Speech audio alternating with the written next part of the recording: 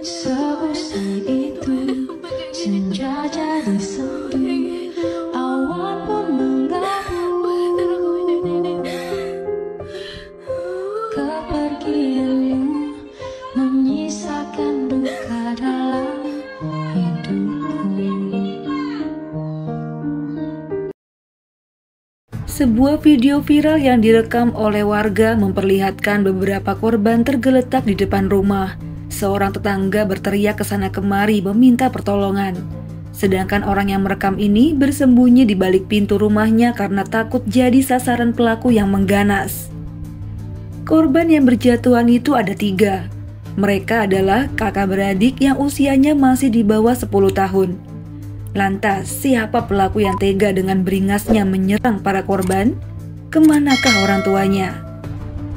Cerita ini adalah berita fakta yang Mia rangkum dari berbagai media terpercaya tanah air dan menyajikannya sebagai alur cerita. Semoga dapat dengan mudah untuk dimengerti.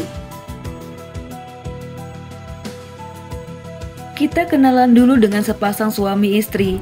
Mereka bernama Rinaldi Simamarta berusia 29 tahun dan istrinya Hertawan Lawoli berusia 31 tahun.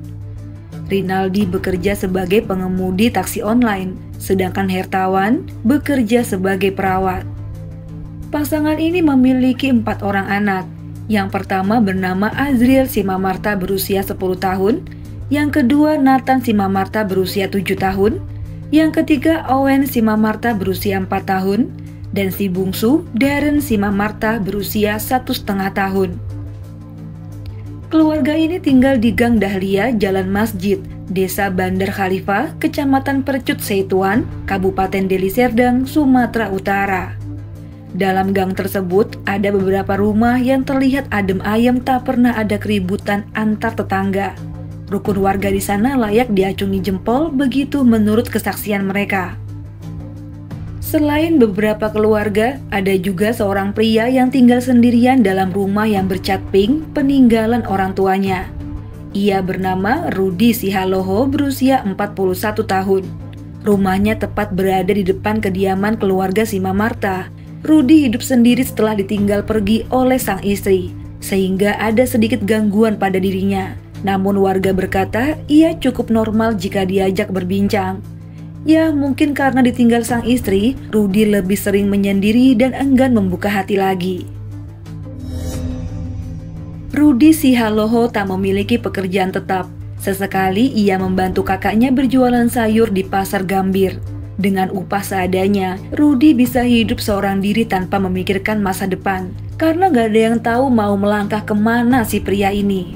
Luntang-lantung gak jelas, bantu kakaknya di pasar, terus pulang ke rumah untuk beristirahat. Begitu saja aktivitasnya sehari-hari. Namun di balik kediamannya selama ini, ada yang mengganggu perasaannya. Ia acap kali menjadi bahan olokan bagi tetangganya sendiri. Tak lain adalah keluarga Simamarta. Nah teman-teman, bukan rahasia lagi ya jika pertengkaran antar tetangga kerap terjadi di tanah air. Biasanya perselisihan dimulai karena saling iri, saling ejek, atau menganggap tetangganya tak memiliki adab sehingga keduanya saling bersenggolan. Dalam kejadian di tempat lain, bahkan ada tetangga yang sengaja memagar tinggi jalan di sekitar rumahnya sehingga tetangga yang bersitegang dengannya gak mendapat akses jalan. Pokoknya banyak sekali permasalahan dalam kehidupan bertetangga. Jika kamu memiliki salah satu contohnya, bisa tulis di kolom komentar buat nambah pengalaman kita-kita ya. Oke, lanjut ke cerita si Rudi Sihaloho. Beberapa tahun terakhir, pria kesepian ini mengalami kesedihan akibat ditinggal sang istri. Pikirannya melanglang buana sehingga males cari kerja. Jadi cuma bantu kakaknya di pasar, itu pun tak setiap hari. Di saat ingin keluar rumah, Rudi memandang ke seberang rumahnya. Rumah yang selalu ramai karena 4 anak mereka masih kecil-kecil. Berlari ke sana kemari, kadang berteriak satu sama lain saling menggoda. Apalagi si bungsu yang masih berusia 1,5 tahun, kadang dia berlari ke depan rumahnya sekaligus ke depan rumah Rudi. Mulanya biasa saja, namun beberapa bulan ini keluarga Simamarta meledek Rudi yang pengangguran. Yang jelas sebelum kejadian ini terjadi, anak-anak si Mamarta yang sedang bermain depan rumah ketika melihat Rudy, mereka memanggilnya dengan sebutan Kudis. Mendengar ejekan ini, Rudy mengadu pada Rinaldi untuk melapor tingkah usil para bocil tersebut. Kemudian Rinaldi si Mamarta mengomeli anak-anaknya untuk tidak mengganggu tetangga mereka dan berkata pada Rudy untuk mewajarkan perilaku bocil-bocil itu karena masih kecil. Mendengar ini, Rudy menggerutu diam dan balik ke rumah. Bukan hanya itu saja, pernah di suatu hari, salah satu putra si Mamarta membuang sampah ke depan rumah yang jatuh ke halaman milik Rudy. Melihat ini, Rudy langsung memanggil Rinaldi dan keduanya terlibat adu mulut di depan rumah. Rudy mengaku kesal karena anaknya yang gak memiliki sopan santun, seolah ia menuduh Rinaldi sebagai ayah yang gak bisa mengajari anak-anaknya. Rinaldi membela anak-anaknya karena dianggap masih kecil dan belum mengerti cara membuang sampah dengan benar. Jadi, semenjak inilah keadaan mulai semrawut. Rinaldi merasa tatapan Rudy menyimpan aura kemarahan yang luar biasa. Sebenarnya, ia memiliki firasat buruk, namun tak terlalu jauh memikirkannya. Hingga di tanggal 9 Desember tahun 2024, terjadi suatu tragedi pedih yang akan menorehkan luka seumur hidup bagi keluarga si Mamarta. Hari itu tepatnya hari Rabu pagi menjelang siang. Hertawan telah berada di tempat kerjanya di Rumah Sakit Murni Teguh karena masuk shift pagi. Rudy hendak mengantar Azril putra sulungnya pergi ke sekolah. Jadilah 3 anak itu di rumah tanpa orang dewasa. Perlu diingat lagi, Nathan berusia 7 tahun harus menjaga adik-adiknya yang masih berusia 4 dan 1,5 tahun. Begitu pesan sang ayah sebelum pergi. Rinaldi berpesan pada Nathan untuk tetap di rumah dan tidak mengizinkannya untuk keluyuran di luar. Kemudian berangkatlah Rinaldi dengan Azril dan ia kebetulan mendapat sewa. Kondisi pemukiman itu kebetulan sepi karena banyak yang pergi melayat ke desa sebelah. Hanya beberapa warga di dalam rumah yang sedang beraktivitas. Tiba-tiba, keadaan menjadi berubah total. Kengerian terjadi tepat setelah Rinaldi pergi meninggalkan anak-anaknya. Rinaldi yang hendak menjemput pesanan tiba-tiba dihubungi oleh tetangganya yang menyuruhnya segera pulang. Tetangga itu berkata dengan nada gemetar bahwa anaknya mengalami kecelakaan. Dengan sangat panik, Rinaldi menuju rumah dan membatalkan orderan tersebut. Belum sampai di rumah, tiba-tiba ia dihubungi lagi jika anak-anaknya telah dibawa ke Rumah Sakit Mitra Medika Tembung. Di sanalah ia melihat ketiga anaknya bergelempangan dengan luka robek di perut dan usus yang terburai keluar.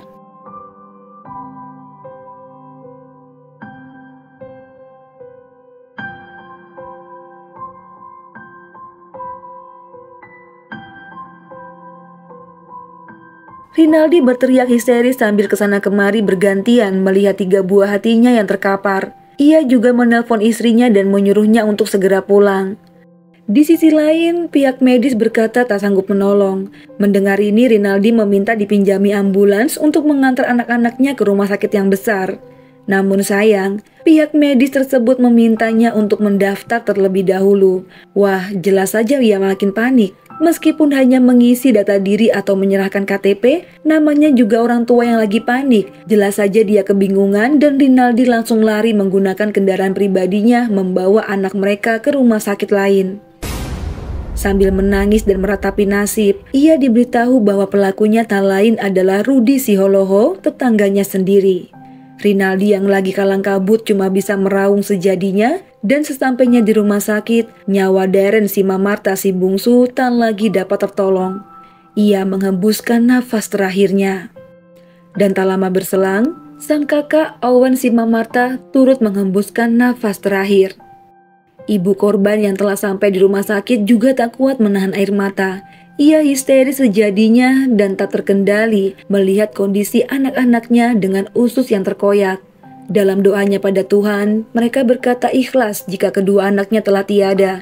Namun mereka berharap agar Nathan diberi kesempatan untuk bertahan hidup.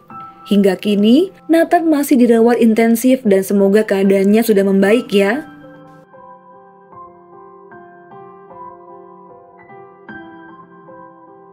Jasad kedua korban dikembalikan ke rumahnya, diiringi tangis dari para kerabat juga tetangga yang tak kuasa menahan pilu. Jenazah akan dimakamkan di wilayah Maryland. Hirtawan dan Rinaldi secara bergantian saling menguatkan diri. Mereka berharap agar pelaku dapat segera diadili dan dihukum semaksimal mungkin. Ketika diwawancara di kediamannya, ayah para korban membantah tuduhan bahwa keluarga mereka kerap mengejek pelaku. Bahkan ia menegaskan anak bungsunya itu masih baru saja bisa berbicara. Bagaimana mungkin bocah itu mampu meledek orang lain? Saya bilang sama anakku, dan ada sebut namanya Bang, enggak, kami sebut nama kawan-kawan di sekolah, ya cerita kawan sekolah. Dia ajanya yang entah salah pemikiran atau salah banyak, katanya nggak ada kok kami sebuti. Ya kita kan sama anak kecil kan nggak ngerti lah tentang bohong ya kan. Nah terus setelah itu karena di pukul 10 kalau tidak salah 10.30 kurang lebih, saya ngantar anak saya aja yang saya kunci rumah, udah. Si Rudinya dia duduk di situ. Kalau menurut saya begitu, dia udah menunggu momen itu supaya dia melakukan pembunuhan berencana. Nah, memang diakuinya jika salah satu anaknya pernah membuang plastik bekas makanan ke lahan milik pelaku. Namun itu sudah terjadi sekitar 5 bulan yang lalu dan sudah diselesaikan dengan baik-baik. Ya, meskipun saat itu ada sedikit perselisihan antara keduanya, yang mana Rinaldi mengajak Rudi untuk adu tinju saja sebagai laki-laki daripada terus menyalahkan anak-anaknya perihal sepele. Kembali di tanggal 9 Desember, hari itu sebenarnya Rinaldi sudah memiliki firasat buruk. Manakala hendak mengantar Azril ke sekolah, ia sekilas melihat Rudi si Holoho duduk di teras rumah sambil memandang ke rumahnya. Namun entah kenapa firasat itu malah diabaikannya. Begitulah keterangan dari ayah korban. Lantas, bagaimana keterangan pelaku saat menghabisi ketiga korban? Jadi nggak menyesal kok? Menyesal nggak? Enggak, Pak. Nggak nyesal? Enggak. Udah tiga itu kok, nggak nyesal kok anak-anak itu? Enggak, Pak. Enggak? Kenapa nggak nyesal kok? Ya, malah karena enggak dapatnya orang tuanya tadi. Iya? Iya, Pak. Jadi yang misalnya mau kapan orang tuanya kayak tadi? Sama orangnya itu semua, Pak. Iya. Yang terakhir tadi makanya aku bukan karena dendam, Pak. Karena terus orang itu macam sepele kali nengokku. Karena aku nggak bisa kerja, Pak. Sedikit ngintip dari bawah jemurannya dipanggil aku, kudis, sambil ketawa orang itu. Tadi lah, Pak, nggak bisa saya kendalikan emosi saya. Langsung saya ambil pisau dari dapur. Jadi nggak ada lagi nyesal lah ya? Puas lah? Iya, Pak. Puas kalau kayak gitu. Rudi Sihaloho berusia 41 tahun yang tinggal seorang diri di depan rumah korban. Ia dikenal sebagai pria yang memiliki gangguan mental. Namun dalam video barusan, ia sepertinya terlihat normal ya. Tanpa terbata-bata, ia mengakui dengan sangat yakin merasa puas telah melakukan aksinya. Dendam kesumat yang dipendamnya selama 1 tahun membuatnya di luar kendali. Ia merasa sangat sakit hati, selalu dipandang sebelah mata, diejek pengangguran, bahkan si bungsu mengatainya dengan sebutan, "Hei kudis." Puncaknya pada tanggal 9 Desember sekitar pukul 10 pagi. Ia melihat Rinaldi mengantar putra sulungnya Azril ke sekolah. 3 menit kemudian, ia melihat Nathan keluar rumah diikuti adik-adiknya di belakang. Rupanya saat itu Nathan hendak pergi ke kios membeli jajan yang jaraknya sekitar 15 meter dari rumah. Saat itu adik-adiknya duduk manis di teras rumah warga dan menunggu kakak mereka membawa jajanan. Saat itulah Rudi mengambil pisau dapur dan hendak membalas dendam. Korban pertama yang ia tuju adalah Nathan. Ia ditusuk berkali-kali. Nathan memohon ampun karena tak kuasa menahan sakit. Sayangnya pelaku tetap menghunuskan pisaunya. Kemudian pelaku menuju ke Darren dan Owen yang sebenarnya melihat aksi pelaku kepada kakaknya. Di sanalah mereka juga ditusuk satu persatu dan Nathan sempat melihatnya sebelum tak sadarkan diri. Sementara itu suara kegaduhan ini sempat menarik perhatian warga yang berada dalam rumah. Seperti dalam video viral, dia cuma bisa merekam sambil menangis apalagi sempat melihat pelaku membawa pisau. Setelah melakukan aksinya, pelaku kembali ke rumah. Di saat itulah ayah korban dihubungi warga dan memintanya kembali pulang. Rinaldi mengingat ia sempat berpapasan dengan pelaku saat hendak menuju rumah. Ia melihat Rudi yang tergesa-gesa sampai hampir menabrak mobilnya. Namun di saat ini ia belum tahu ya jika Rudi telah membunuh anak-anaknya. Yang ia tahu dari warga jika anaknya mengalami kecelakaan. Nah teman-teman, begitulah kronologi kejadian yang dijelaskan oleh pelaku. Dengan jelas Rudy mengaku puas dan tak menyesali semua perbuatannya. Ia merasa harus membungkam keluarga Sima Marta yang dituduhnya selalu membuli nasibnya yang malang. Ini adalah beberapa komentar netizen. Beberapa netizen menganggap perbuatan pelaku ini akibat keluarga korban sendiri yang sering mengejek dan membuli pelaku. Lantas bagaimana menurut kalian? Keluarga korban pastinya menginginkan pelaku agar dijerat pasal pembunuhan berencana. Namun karena kasus ini masih baru saja terjadi, penyidik masih mendalami motif pelaku dan memeriksa kejiwaannya. Apakah benar ia memiliki gangguan jiwa atau bisa dihukum secara normal?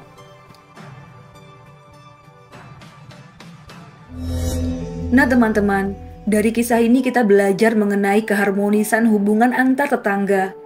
Ketua RT dan Ketua RW diharapkan dapat mendekatkan diri pada warganya agar meminimalisir tindakan kriminal. Jika memang mencium adanya gelagat mencurigakan, segera laporkan pada atasan atau lapor ke polsek terdekat ya. Ingat, kasus kejahatan yang dilatar belakangi oleh dendam bisa menimpa siapa saja. Perbaiki sikap kita agar tidak menyinggung perasaan orang lain supaya terhindar dari mara bahaya. Mari kita sama-sama mendoakan agar keluarga korban diberi kesehatan, kekuatan, serta ketabahan. Kalau gitu Mia undur diri dulu, mohon maaf banget jika ada salah-salah kata dalam pembuatan video. Sampai jumpa di video selanjutnya. Bye.